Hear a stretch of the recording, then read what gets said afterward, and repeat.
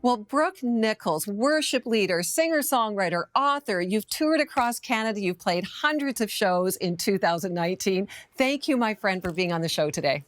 Oh, thanks for having me. I'm so excited. Well, Brooke, you've now released your first book, a devotional book called Making Room. And in one of your chapters, it's called I Am Free. You describe a time when you had a shift in your purpose for your music and a desire to lead and write worship songs, but you were feeling unqualified, perhaps. What happened there?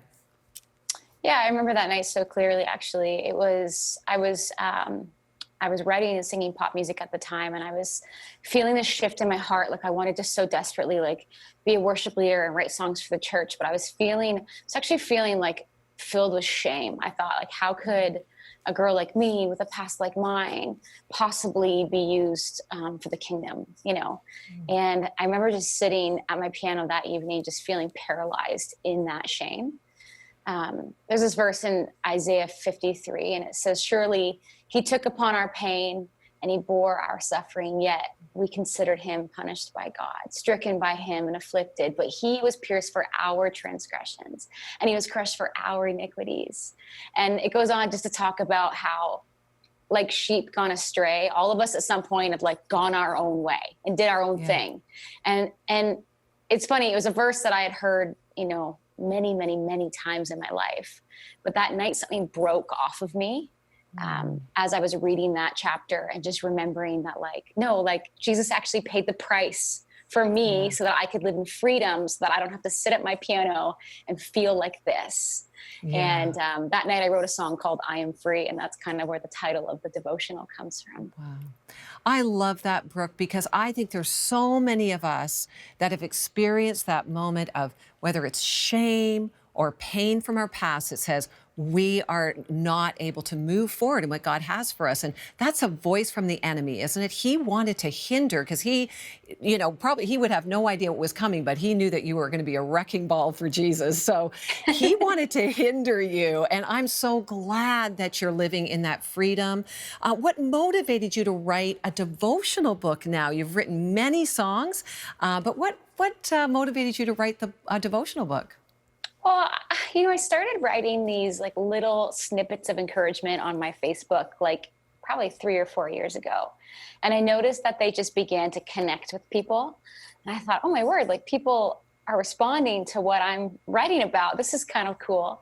And then, years passed and I felt the Lord, I just felt like a prompting to write a devotional book. And I felt super, again, underqualified. I never in a million years would have imagined that I would write a book, because I always considered myself academically challenged or, whatever.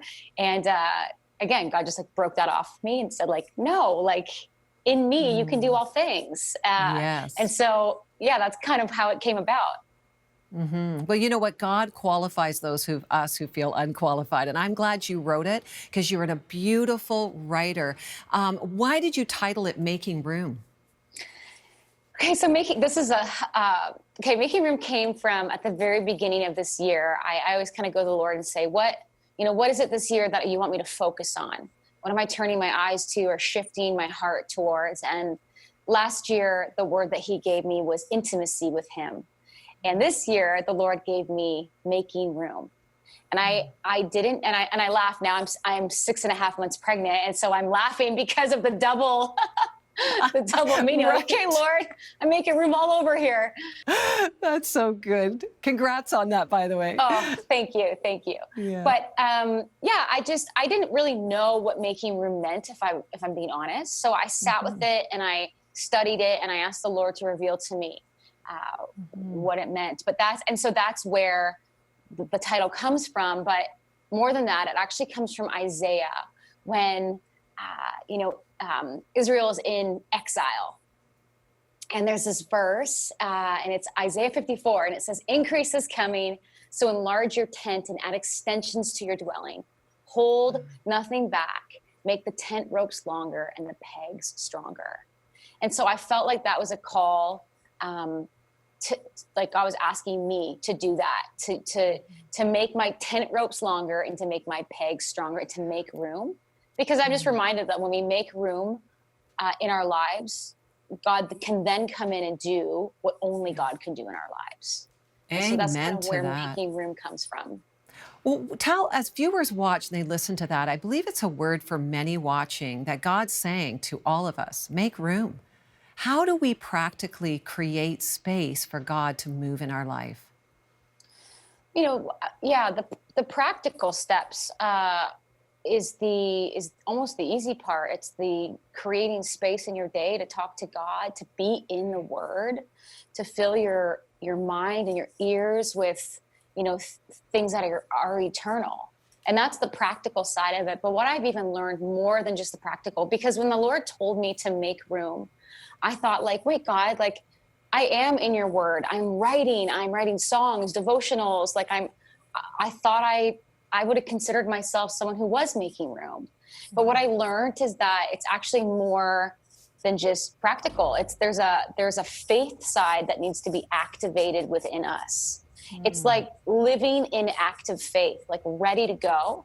At the beginning of the verse in Isaiah 54, the Lord speaks to Israel like he's their bride. And he says, "O barren woman, break out in song." And that's how he starts the chapter. And then it goes on to say, "And then I will bring restoration, I will bring healing, I will bring breakthrough." And so for me, it's the living in that active place of worship, like praise. It's almost like praising before your breakthrough. Yes. Well, I think you exemplify that. I mean, you're a worship leader.